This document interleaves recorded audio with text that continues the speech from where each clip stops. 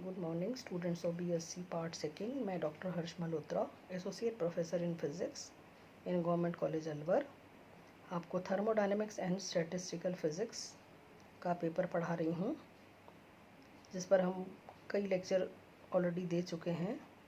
आज का लेक्चर हमारा क्लॉसियस एंड क्लैपेरियन इक्वेशन पर है and this article is very important for examination point of view.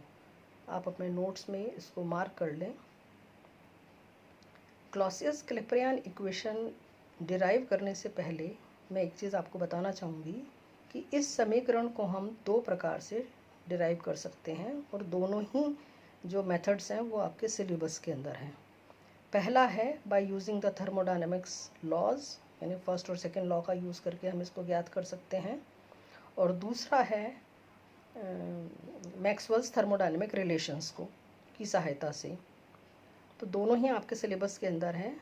आज जो हम करने जा रहे हैं क्लॉसियस क्लैपेरियन इक्वेशन को डिराइव कर रहे हैं, वो कर रहे हैं हम थर्मोडायनेमिकल पोटेंशियल की सहायता से, यानी थर्मोडायनेमिक्स के नियमों की सहायता से। क्लॉसियस क्लैपेरियन इक्वेशन डिराइव करने से पहले बच्चों आपको ये पता होना चाहिए, इसका एक दूसरा नाम और भी है जिसे हम बोलते हैं फर्स्ट लेटेंट हीट इक्वेशन। ये भी इस नाम से भी इसको जाना जाता है। इस समीकरण का जो नाम है Clausius Clapeyron equation, Clausius and Clapeyron is actually the name of scientist. इन्हीं के नाम पर इस समीकरण को क्लॉसियस क्लैपेरियन इक्वेशन कहा जाता है। क्लैपेरियन ने 1834 में इस इक्वेशन पर काम किया था और उसके बाद 1850 में क्लॉसियस के द्वारा इस पर काम किया गया और उन्हीं के नाम पर इस समीकरण को हम बोलते हैं क्लॉसियस क्लैपेरियन इक्वेशन। अब आता है सवाल कि क्लॉसियस क्लैपेरियन इक्वेशन क्या है। एक्चुअली इस समीकरण की सहायता से हम याद कर सकते हैं कि किसी सॉलिड का मेल्टिंग पॉइंट है या लिक्विड का बॉइलिंग पॉइंट है, वो किस प्रकार से प्रेशर के साथ चेंज होता है। तो ये समीकरण हमको बताती है कि किसी भी सॉलिड का मेल्टिंग पॉइंट प्रेशर के साथ किस प्रकार से चेंज होगा, और ऐसे ही किसी भी लिक्विड का बॉइलिंग पॉइंट किस प्रकार से प्रेशर के साथ चेंज होगा, कैसे चेंज होता है, वो इस समीकरण के द्वारा ज्ञात किया जाता है। So Clapeyron in 1934 and Clausius in 1850 deduced an important equation which described how the melting point of solids and boiling point of liquids vary with pressure, and this is known as the Clausius-Clapeyron equation और first latent heat equation. तो ये तो हुआ आपका Clausius Clapeyron equation क्या है। अब है हाउ टू डिराइव, इसको हम कैसे डिराइव करते हैं।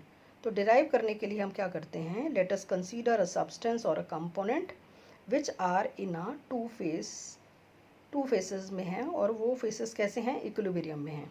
अब टू फेसेस का अर्थ क्या है, कोई भी पदार्थ जो है वो तीन फेस में रह सकता है, सॉलिड में, लिक्विड में और गैस में। यहाँ हम जो पदार्थ लेकर जा रहे हैं, जो सब्सटेंस ले रहे हैं, वो किस में है, सॉलिड और लिक्विड के फेस हम कंसीडर करा है हमने कि वो सॉलिड फेस में है और लिक्विड फेस में है, और वो किस में है, इक्विलिब्रियम स्टेट में है। तो सॉलिड फेस को हमने क्या कर दिया, फेस ए माना है, और लिक्विड को हमने माना है फेस बी, राइट। तो हमने एक सब्सटेंस लिया है जो कि दो फेसेस में है, फेस ए और फेस बी, और किस में है, इक्विलिब्रियम स्टेट में है। अब इसको डिराइव करने के लिए हमें सबसे पहले आपको बताना होगा कि गिब्स फ्री एनर्जी क्या होती है। अब गिब्स फ्री एनर्जी पर हम एक ऑलरेडी पहले लेक्चर दे चुके हैं, जिसके अंदर हमने आपको थर्मोडायनेमिक पोटेंशियल्स और फंक्शंस बताए थे। 4 थर्मोडायनेमिकल पोटेंशियल्स हमने आपको बताए थे कि internal energy, Helmholtz function, enthalpy and Gibbs free energy. ये 4 थर्मोडायनेमिकल फंक्शंस होते हैं। फिर से थोड़ा सा इसको हम वापस से रिपीट करते हैं ताकि आपको आज समझना आसान हो जाए कि गिब्स फ्री एनर्जी जो है उसको हम कैपिटल जी के द्वारा डिनोट करते हैं। गिब्स फ्री एनर्जी एक्चुअली क्या है, इसको कहा जाता है that is equal to H minus TS। यदि हम फिज़िकली इसका मतलब निकालें कि गिब्स फ्री एनर्जी का अर्थ क्या है, तो लेमैन भाषा के अंदर हम कह सकते हैं कि गिब्स फ्री एनर्जी जो total amount of energy available in the system to do useful work, यानी किसी भी निकाय के अंदर, किसी भी सिस्टम के अंदर वह एनर्जी जो अवेलेबल एनर्जी जो यूज़फुल वर्क में कन्वर्ट की जा सके आसानी से, उसको हम कहते हैं गिब्स फ्री एनर्जी। और एच क्या है यहाँ पर? एंथैल्पी है। एंथैल्पी का अर्थ है कि टोटल एनर्जी उस सिस्टम के पास कितनी है, ये बताता है हमारे पास। एच बताता है हमको एंथैल्पी, यानी टोटल अमाउंट ऑफ एनर्जी उस निकाय के पास कितनी है। और टी एस का अर्थ यहाँ पर क्या है? टी है आपका टेम्परेचर, एस है एंट्रोपी, यानी टी एस भी आपके पास एक तरह की एनर्जी हो गई। ये वो एनर्जी है जिसे हम सेफ एनर्जी कहते हैं। ये वो एनर्जी है जो निकाय अपने आप को मेंटेन करने के लिए अपने पास बनाए रखता है।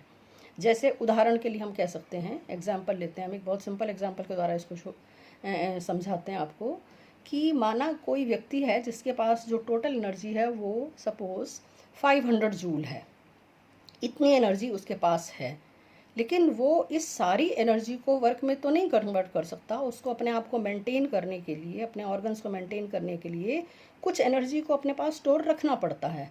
सपोज़ इस 500 जूल में से 100 जूल एनर्जी उसको अपने आप को मेंटेन रखने के लिए ज़रूरत है। केवल 400 जूल एनर्जी ऐसी है जो वो वर्क में कन्वर्ट कर सकता है, ठीक है, यूज़फुल वर्क में। तो यहाँ पर क्या हो गया, जो 500 जूल एनर्जी है वो क्या है? एक्चुअली उसकी एंथैल्पी है, यानी टोटल एनर्जी है। और जिसमें से वो मेंटेन करने के लिए जो 100 जूल एनर्जी उसको चाहिए थी वो थी आपकी टी एस। और जी क्या है? वो 400 जूल एनर्जी जिसको वो आसानी से कन्वर्ट कर सकता है। So clear, Gibbs free energy क्या होती है। और ये जो गिब्स फ्री एनर्जी है, जिसे हम जी को हम T minus H minus T S के द्वारा लिख सकते हैं। और एच क्या है? टोटल एनर्जी, यानी जिसको हम you plus P we, you क्या है? आपकी internal energy of the system, and P V pressure and volume का मल्टीप्लिकेशन जो कि वर्क के बराबर आता है। तो यहाँ से हमारे पास जो जी की वैल्यू आ गई है, जी बराबर हो गया U plus P V minus T S. अब क्या है कि जो किसी भी निकाय की जो चेंज इन फ्री एनर्जी है वो पॉजिटिव भी हो सकती है, वो नेगेटिव भी हो सकती है, और ज़ीरो भी हो सकती है। यदि आपकी डेल्टा जी यानी change in Gibbs free energy यदि आपकी लेस देन ज़ीरो है, यानी यदि इसकी वैल्यू ज़ीरो से कम आ रही है, अर्थात ये नेगेटिव है, तो इस प्रकार के प्रोसेस को हम स्पॉन्टेनियस प्रोसेस कहते हैं। इसी प्रकार से यदि इसकी वैल्यू ग्रेटर देन ज़ीरो आ रही है, अर्थात ये पॉजिटिव है, तो वो नॉन स्पॉन्टेनियस प्रोसेस कहलाता है। और यदि सिस्टम हमारा साइक्लिक प्रोसेस है, यानी साइक्लिक प्रोसेस है, तो वह डेल्टा जी का मान क्या हो जाता है? ज़ीरो आ जाता है। यानी यदि निकाय इक्विलिब्रियम कंडीशन के अंदर है, साइक्लिक प्रोसेस हो रहा है, तो डेल्टा जी का मान क्या आता है? ज़ीरो आ जाता है, अर्थात change in Gibbs free energy हमारी ज़ीरो रहती है। सो इसी का हम यहाँ पर यूज़ कर रहे हैं। नाउ डेल्टा जी हो गया, in this case let the Gibbs free energy of phase A is G A and for phase B is G B, right. अब क्या हो रहा है? वह इक्विलिब्रियम में है, जो भी सिस्टम हम लेकर चल रहे थे फेस ए और फेस बी वाला, वो इक्विलिब्रियम में है। इक्विलिब्रियम में है, इसका मतलब क्या हुआ कि डेल्टा जी हमारा क्या आना चाहिए? ज़ीरो आना चाहिए। और डेल्टा जी क्या है? जी बी माइनस जी ए, यानी बी फेस की गिब्स फ्री एनर्जी में से ए फेस की गिब्स फ्री एनर्जी को हम माइनस कर दें तो हमारे पास क्या आ जाता है? Delta G. यानी in equilibrium delta G must be equal to zero. It means delta G बराबर क्या हो गया? ज़ीरो। यदि डेल्टा जी ज़ीरो है, इट मीन्स क्या हो गया? G A is equal to G B. Let this is equation number 1। Now let the temperature is raised. Suppose उस निकाय का हम ताप को बढ़ा देते हैं, टेम्परेचर को चेंज किया है, टेम्परेचर को चेंज करते हैं। और टेम्परेचर कैसे चेंज करा? सपोज पहले टेम्परेचर टी था, जिसमें डी टी हमने बढ़ा दिया है, तो टेम्परेचर हो गया टी प्लस डी टी। अब जैसे ही टेम्परेचर को बढ़ाएंगे तो G A will also change. Now let the in phase A let the Gibbs free energy becomes G A plus d G A, and in phase B it becomes G B plus d G B. D G A and DGB is a change in Gibbs free energy in phase 1 and DGB is a change in Gibbs free energy in phase B. अब क्या है, बढ़ाने पर भी वो क्या आ रहा है, निकाय कैसा है, इक्विलिब्रियम में है। यदि इक्विलिब्रियम में है तो अगेन ये गिब्स फ्री एनर्जी कितनी होगी, समान रह जाएगी, because it is in equilibrium. So d G A and d G A बराबर हो गया G B plus d G B, right. Now G A is equal to G B हमारे पास ऑलरेडी दिया हुआ है। यहाँ हम ये कह सकते हैं कि समीकरण 2 में से समीकरण 1 को यदि मैं माइनस कर देती हूँ, सब्ट्रैक्ट कर देती हूँ, तो मेरे पास क्या आ जाएगा, इस इक्वेशन में से इस इक्वेशन को माइनस करते ही हमारे पास क्या हो गया, D G A is equal to D G B. अर्थात गिब्स फ्री एनर्जी में ए फेस में जितना परिवर्तन हो रहा है उतना ही बी फेस में होगा। अब हम ऑलरेडी डिस्कस कर चुके हैं कि गिब्स फ्री एनर्जी क्या होती है। गिब्स फ्री एनर्जी बराबर होती है जी बराबर होती है H minus T S, and H क्या है हमारे पास, U plus P V. So put it over here, तो जी बराबर हो गया U plus P V minus T S, right. अब थर्मोडायनेमिक्स के पहले नियम के अनुसार, थर्मोडायनेमिक्स का पहला नियम कहता है कि डी क्यू बराबर है d U plus d W, यानी d U plus P D V. तो हम क्या करेंगे, यहाँ पर इस इक्वेशन के अंदर, फोर्थ इक्वेशन के अंदर हमने क्या किया, D U plus P D V की जगह तो हमने रख दिया डी क्यू, राइट। और क्या किया हमने, दूसरा हमने काम क्या किया, अच्छा एक काम और पहले कर लेते हैं हम यहाँ पर। ये जो हमारे पास आया था जी बराबर आया था, जी बराबर आया था you plus P V minus T S, इसका हम परफेक्ट डिफरेंशियल निकालते हैं। तो टोटल डिफरेंशियल बराबर हो गया D G is equal to d U. अब यहाँ पर क्या है आपके पास, P V, both are differentiable terms, तो हमने क्या करा, एक को कांस्टेंट और दूसरे का डिफरेंशियल, तो हमारे पास क्या आ गया, P D V plus D P V. इसी प्रकार से टी एस में क्या करा हमने, T D S minus D T S, यानी एक को कांस्टेंट दूसरे का डिफरेंशियल प्लस दूसरे का डिफरेंशियल पहला कांस्टेंट। तो हमने यहाँ से पहले क्या किया, ये जो जी हमने निकाला था यहाँ से हमने इसका डिफरेंशियल निकाल लिया, टोटल डिफरेंशियल निकाल लिया। अब क्या करना है हमको, थर्मोडायनेमिक्स के नियम इस्तेमाल करने हैं।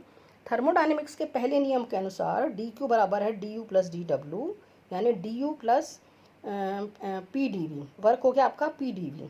तो हमने d U plus P D V का मान यहाँ पर डी क्यू रख दिया है। इसी प्रकार से थर्मोडायनेमिक्स के सेकंड लॉ से डी एस बराबर क्या होता है, D Q by T. So cross multiply करा तो टी डी एस बराबर हो गया डी क्यू। तो यहाँ से हमने टी डी एस जो हमारे पास ये था आपका टी डी एस, इसकी जगह हमने रख दिया डी क्यू। तो ये जो इक्वेशन नंबर 4 थी मेरी, वो बन गई हमारी D G is equal to D Q, इसकी जगह आ गया डी क्यू, प्लस यहाँ से हमने रख दिया वी डी पी, हमने ऐसे लिख दिया as it is, minus T D S की जगह हमने रख दिया D Q minus S D T. इसको हमने लिख दिया इस प्रकार से, इसको पहले लिख लेते हैं एस डी टी। तो ये बन गई मेरी इक्वेशन नंबर 4। अब इस इक्वेशन के अंदर हमने क्या किया है, डी क्यू, ये प्लस है और ये माइनस है, ये आपस में कैंसिल हो जाते हैं और आपके पास क्या बच जाएगा, डी जी बराबर हो गया V D P minus S D T, clear. तो यहाँ से आपके पास डी जी बराबर आ गया V D P minus S D T, यानी ये रिलेशन मुझे बताता है, इक्वेशन 5 जो है ये बताती है कि कैसे गिब्स फ्री एनर्जी प्रेशर और टेम्परेचर के साथ साथ चेंज होती है। अब आता है now for face A face के लिए डी जी ए बराबर क्या हो गया, we A D P minus S A D T. इसी तरह से फेस बी के लिए हो गया डी जी बी बराबर हो गया V B D P minus S P D T, यानी फेस ए में उसका वॉल्यूम मान लिया वी ए है और एंट्रोपी एस ए है। इसी तरह से फेस बी के अंदर यदि वॉल्यूम वी बी हो जाता है और एंट्रोपी एस पी हो जाती है, क्लियर। अब समीकरण 3 जो मुझे पहले हम ड्राइव कर चुके हैं वो बताती, उससे ये प्रूव कर चुके थे कि डी जी ए बराबर क्या है हमारे पास, डी जी बी। तो हमने क्या करा, यहाँ से डी जी ए और डी जी बी की वैल्यू को पुट कर दिया, तो V A D P minus S A D T बराबर हो गया V B D P minus S B D T. और इसको हम एक इधर ले गए लेफ्ट हैंड साइड में, तो V B minus V A, इसमें से डी पी कॉमन ले लिया, ऐसे इसको हम इधर ले आए राइट हैंड साइड में, यहाँ से हमने डी टी कॉमन ले लिया, S B minus S A, और d P upon D T बराबर हो गया S B minus S A upon V B minus V A. S B minus S A का अर्थ है कि एंट्रोपी में होने वाला परिवर्तन, कि पहले एस ए थी अब एस बी हो गई, तो एंट्रोपी में परिवर्तन हो गया से डेल्टा एस, जिसको हम थर्मोडायनेमिक्स के नियम के अनुसार डी क्यू बाई टी लिख सकते हैं। सो इसकी जगह मैंने रख दिया डी क्यू बाई टी। अब ये जो आपका डिनोमिनेटर में आ रहा है V B minus V A, V B minus V A का अर्थ है कि किस तरह से how the volume will change, कैसे कितना वॉल्यूम में चेंज हुआ है, how much volume will change, so V B minus V A, right. तो सपो और इसी को हम ऐसे भी लिख सकते हैं D P upon T is equal to, यदि हमारा यहाँ से जो इक्वेशन आपके पास आ गई वो आ गई D P upon D T is equal to D Q upon T V B minus V A. अब यदि लिक्विड से वेपर के अंदर कन्वर्ट होते हैं, यदि आपका लिक्विड फेस है उससे आप वेपर में कन्वर्ट कर रहे हो किसी भी पदार्थ को, तो वहाँ पर ये डी क्यू बन जाएगा आपका, रिप्लेस कर सकते हैं हम एल से, जिसे हम बोलते हैं लेटेंट हीट। तो यहाँ से जो इक्वेशन आ जाती है d P upon D T is equal to L upon T V two minus V one, यानी how the pressure will change with temperature, and this is called as, इसको बोलते हैं हम क्लॉसियस-क्लैपेरियन इक्वेशन। तो d P upon D T is equal to D Q upon T V B minus V A is also form of Clausius Clapeyron equation. और यदि liquid से vapour में convert कर रहे हैं तो ये इसी समीकरण को हम इस प्रकार से लिख सकते हैं D P upon D T is equal to L upon T V two minus V one. So this equation is called as Clausius Clapeyron equation. यानी इस समीकरण के द्वारा हम बता सकते हैं कि कैसे किसी भी सॉलिड यदि आपके पास है वह प्रेशर के साथ उसका जो मेल्टिंग पॉइंट है कैसे प्रेशर के साथ चेंज होता है। इसी प्रकार से यदि आपके पास लिक्विड है तो उसका बॉइलिंग पॉइंट किस प्रकार से प्रेशर के साथ चेंज होता है, ये हम इस समीकरण के द्वारा याद कर सकते हैं। तो ये हो गया आपका क्लॉसियस-क्लैपेरियन इक्वेशन, ठीक है। So this article is very very important, इसको आप अच्छे से पढ़ लीजिए। अब इसी आर्टिकल को क्लॉसियस-क्लैपेरियन इक्वेशन को हम नेक्स्ट आर्टिकल में नेक्स्ट लेक्चर के अंदर जब हम आपको मैक्सवेल्स रिलेशंस के एप्लीकेशंस कराएंगे वहाँ भी हम इसको डिराइव करवाएंगे। यदि आपके पास एग्ज़ाम में ये सवाल आता है क्लॉसियस-क्लैपेरियन इक्वेशन डिराइव करने के लिए, तो वहाँ आपके को यदि वहाँ मेंशन किया हुआ है कि आपको किसके सहायता से करना है, मैक्सवेल्स रिलेशंस की सहायता से करना है या थर्मोडायनामिक्स सेकेंड लॉ से करना है, तो आपको वहाँ पर ये देखना होगा कि किससे सवाल पूछा गया है। यदि कुछ भी मेंशन नहीं है तो आपके पास चॉइस है, आप किसी से भी कर सकते हैं, लेकिन यदि वहाँ पर मेंशन किया हुआ है तो आपको वही मेथड को लेना है। तो ये है आपकी क्लॉसियस-क्लैपेरियन इक्वेशन, ठीक है। अब एक नए लेक्चर के साथ बाद में मिलेंगे। Thank you.